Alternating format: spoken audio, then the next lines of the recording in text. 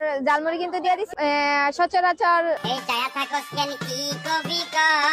এতদিন এমনিতে বাংলাদেশের অন্যান্য ফুড ব্লগারদের ভিডিও দেখে আমরা অতিষ্ঠ হয়ে পড়েছি, কিন্তু এখন বর্তমানে চলে এসেছে বাংলাদেশের নতুন food blogger. Sorry, food blogger না, তিনি হচ্ছেন ঝালমুড়ি ব্লগার। মানে আর কি নরমাল একটা জায়গা থেকে জালমুড়ি খাই তেমন কিছু না, শুধুমাত্র বোরকা হিজাব পরে ঝালমুড়ি রিভিউ দিতে গেছে। মানে বাংলাদেশের নতুন ব্লগার যে কয়দিন পর পর উৎপত্তি হয়ে থাকে, এই মেয়েটাকে না দেখলে আপনারা বুঝতে পারবেন না। তাও বোরকা হিজাবের মতন একটা ইসলামিক পোশাক পরে সে ব্লগ করতে গেছে।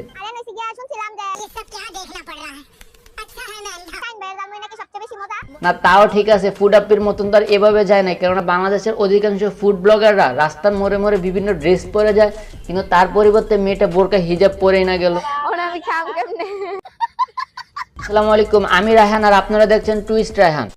Roasting is just for entertainment purpose, so don't take it serious. আজকের ভিডিওতে আমি আপনাদের সাথে পরিচয় করে দেব বাংলাদেশে উৎপাত হওয়া নতুন কিছু ব্লগারদের নিয়ে, যার ভিতরে একটা হচ্ছে এই আপুটা। যে আমার জালমুড়ি কিন্তু দিয়ে দিছি। মানে আমি বুঝতে পারলাম না, আপনি গেছেন জালমুড়ি খাইতে, অর্ডারটাও কিন্তু দিয়েছেন জালমুড়ি, কিন্তু ওরা তো জালমুড়ি দিবে তাই না, ওটা কি কাচ্চি বিরিয়ানি ইত্যাদি ইত্যাদি দিবে নাকি?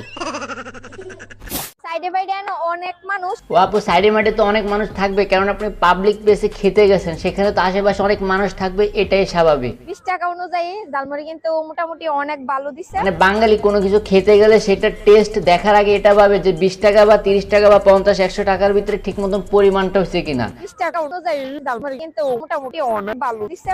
দেখেন এই আপুটা নতুন রিভিউ দিতে যে আগে দেখতেছে 20 টাকা দিয়ে জালমুড়িটা পরিমাণ মতন দিচ্ছে কিনা। সচরাচর জালমুড়ি পাওয়া যায় না। আপু বলতে চাচ্ছি, আপনি আসলে কোন গ্রহ থেকে আসছেন বা আপনি কোন গ্রহে বসবাস করেন যে সেখানে জালমুড়ি পাওয়া যায় না? বাংলাদেশের প্রতিটা মোড়ে মোড়ে থেকে শুরু করে স্কুল, কলেজ, ভার্সিটি এবং দোকানপাটের বাজার থেকে শুরু করে সব জায়গায় জালমুড়ি, ফুচকা, চটপটি ইত্যাদির মতন ফাস্টফুড আইটেমগুলো অ্যাভেলেবেল পাওয়া যায়। শুনছিলাম যে ये सब क्या देखना पड़ रहा है। अच्छा है मैं अंधा। শাইন ভাইয়ের জালমুড়ি নাকি সবচেয়ে বেশি মজা। হ্যাঁ, শাহিন ভাই জালমুড়ি তো অবশ্যই মজা হবে, কারণ তিনি হচ্ছে একজন ভাইরাল টপিকের মানুষ, তার জালমুড়ি অবশ্যই ভালো হবে। শাহিন নজিরগুলোকে ধরে ফেল। কিন্তু আমার কথা হচ্ছে, শাহিন ভাই কবে থেকে জালমুড়ি বিক্রেতা হয়ে গেল? কিন্তু আমি মানে একটু তাড়াতাড়ি আওয়ার কারণে ভাইয়ের জালমুড়িটা পাইছি না। মানে আপু বুঝতে পারলাম না, আমরা মূলত লেট করে যাওয়ার কারণে কোনো কিছু পাই না, মানে কোনো দাওয়াতে বা ইত্যাদি জায়গায় যদি আমরা লেট করে যাই তাহলে দেখি ওই জিনিসগুলো শেষ হয়ে যায়, কিন্তু আপনি মাত্র এই প্রথমবার বললেন যে তাড়াতাড়ি যাওয়ার পর আপনি জালমুড়ি পান নাই। মানে আপু বলতে চাচ্ছি, আপনি কোন গ্রহ থেকে আসছেন একটু আগে ক্লিয়ার করেন, তাহলে ভিডিওতে মানুষকে বুঝাইতে আমার সহজ হবে। মানে আর কি নরমাল একটা জায়গা থেকে জালমুড়ি খাইতেছি। ও আচ্ছা, আপনি যেখান থেকে জালমুড়িটা খাচ্ছেন সেটা হচ্ছে নরমাল জালমুড়ি, আর শাহিন ভাইয়ের জালমুড়িটা হচ্ছে অ্যাবনর্মাল জালমুড়ি। মানে আমার কেন জানি মনে হচ্ছে শাহিন ভাইয়ের অ্যাবনর্মাল জালমুড়ি খেয়ে এই মেয়েটাও অ্যাবনর্মাল হয়ে গেছে। আমি খাম কেমনে। যাক ভালো, এই আপুটা অন্তত বুঝতে পারে যে বোরকা হিজাব পরে খাওয়া এবং রিভিউ করাটা আসলে ঠিক না, যেমনটা এই আপুটা দেখেন, মানে উনি বোরকা হিজাব এমন ভাবে পদ্মাশীল হয়ে আসছে যে জালমুড়িটা খাবে কিভাবে সেটা নিয়ে এখন বিপদে পড়ে গেছে। মোটামুটি অনেক ভালো। সাব্বাস সাব্বাস। এই পর্যন্ত এতগুলো কথা শোনার পর অন্তত এটা বুঝতে পারলাম যে 20 টাকার জালমুড়ি অনেকটাই মজা হয়।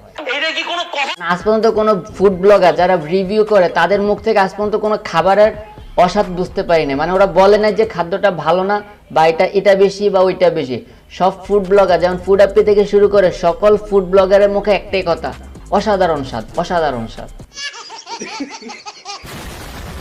বর্তমানে ব্রিজের নিচে 100 টাকা নিয়ে আইলো আপনারা ফুচকা, কোল্ড কফি, জালমুড়ি, এর সাথে আছে সিগা শরবত, এই জিনিসগুলো খাইতে পারবেন। আর 10 টাকা ভাড়া বাঁচবো, পরে আপনার বাড়িতে যেতে পারবেন। মানে বাংলাদেশের এই একমাত্র ফুড ব্লগার পাড়া যে কিনা পুরো টাকার হিসাবটা দিয়ে দিন। 100 টাকা নিয়ে গেলে সেই 100 টাকা দিয়ে আসলে কি কি খেতে পারবেন এবং 10 টাকা যে বেঁচে যাবে, এই 10 টাকা দিয়ে আপনি বাসায় আসতে পারবেন গাড়ি ভাড়া দিয়ে। এই একমাত্র ফুড ব্লগারের কাছ থেকে আমরা শুনতে পারলাম। যাই হোক, আজকের ভিডিওটি এ পর্যন্ত। যেহেতু মেয়েটি বোরকা হিজাব পরে ভিডিও বানিয়েছে তাই তাকে নিয়ে বেশি কথা বললাম না।